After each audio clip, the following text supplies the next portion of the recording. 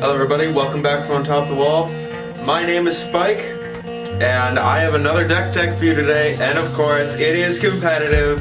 But today, we're not just using blue, we're also using white.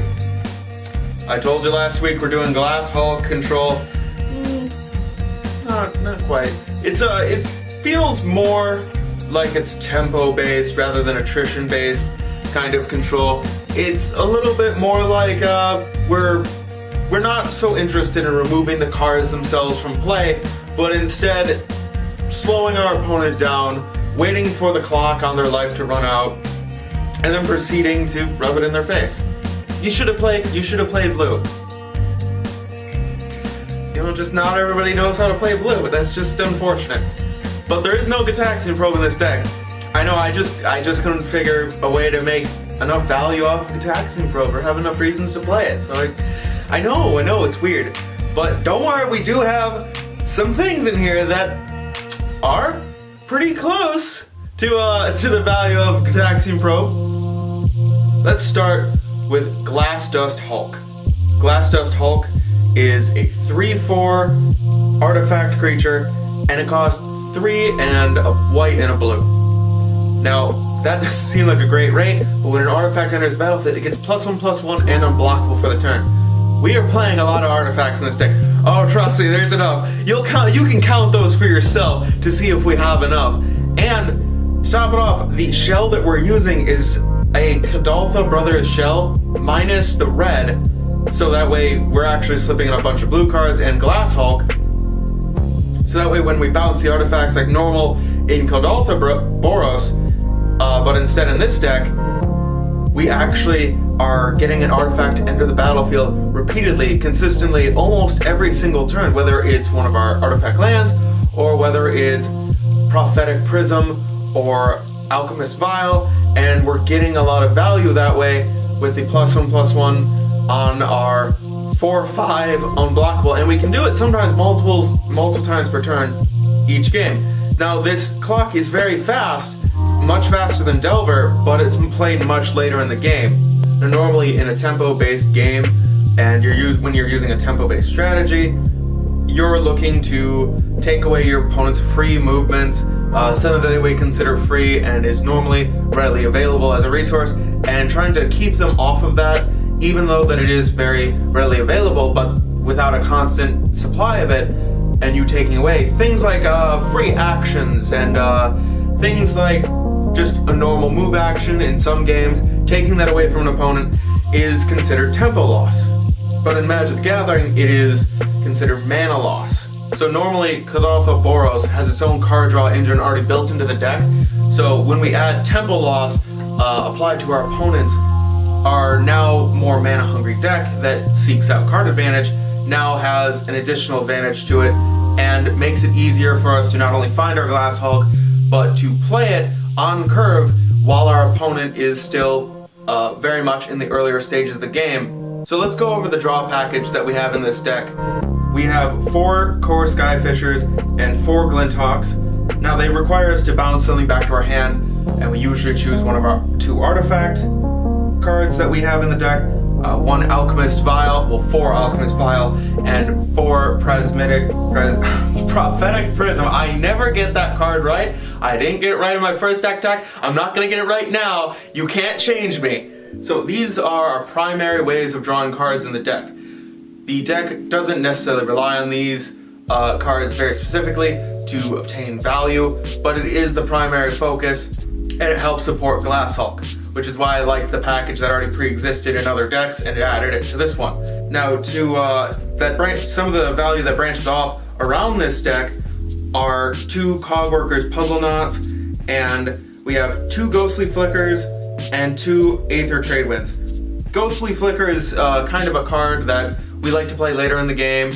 Bounce 2 Prophetic Prisms or a Prophetic Prism and a Glinthawk and get some value out of that. Restart the draw engine maybe, or use defensively to dodge some removal, maybe protect our Glass Hulk, maybe try to get around some kind of bad combat scenario, maybe block, then bounce them.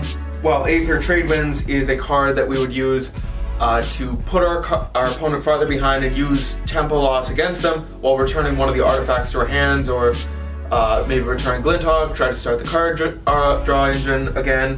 One of the things that I noticed about the deck is it didn't feel like it had a lot to do on turn 1, aside from play a tapped land if we had one. So I went ahead and I added 4 Preordain. We don't have any shuffle effects in the deck, so Preordain is probably the best cantrip that we could play.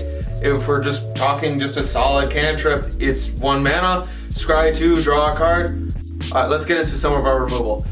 Our removal is meant to be tempo based. It's less about attrition and gaining a 1-for-1 and more about putting our opponent farther behind, almost gaining us some sort of a time walk-esque effect.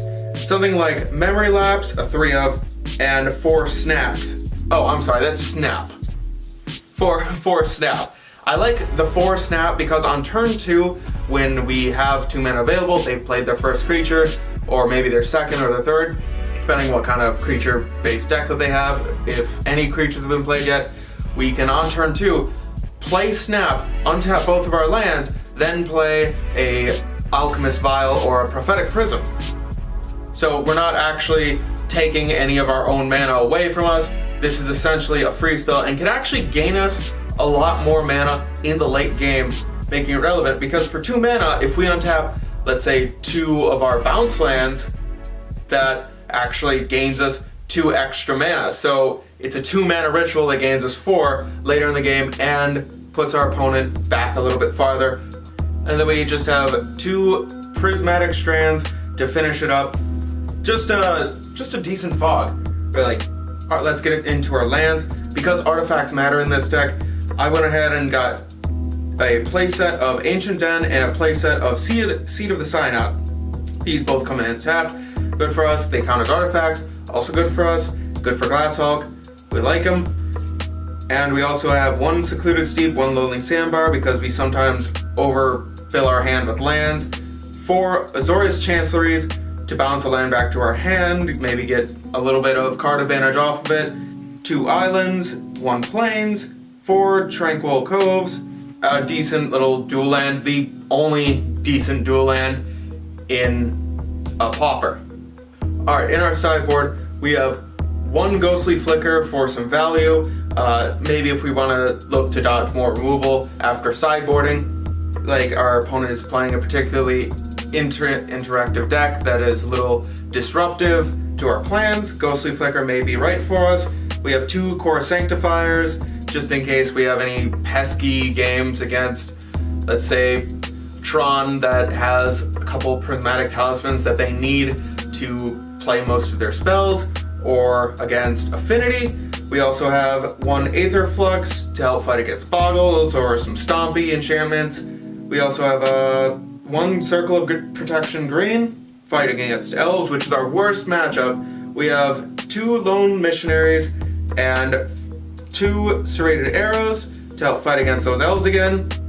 Elves. 2 Snapbacks to help fight against combo-based creatures.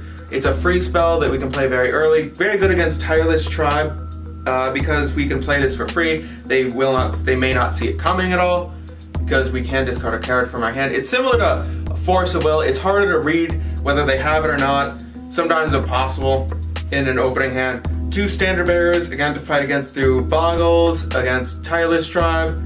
And we have 2 Relic of Progenitus to finish it up. Relic of Progenitus, of course, Graveyard Hate. It's colorless. It's my best card for Graveyard Hate. Fantastic. Alright everybody, I hope you enjoyed the deck. I hope you're ready for next week. We got some spicy stuff coming up. Oh gosh, I can't lie, it's not very good. It's something, I'm letting Timmy take part in this. Apparently it's good for him when he participates with the group. So look forward to Timmy and Griffin Tribal next week. It's Griffin Tribal next week. Anyway, that's all for now. Come in for that face touch, and I hope you enjoy the deck.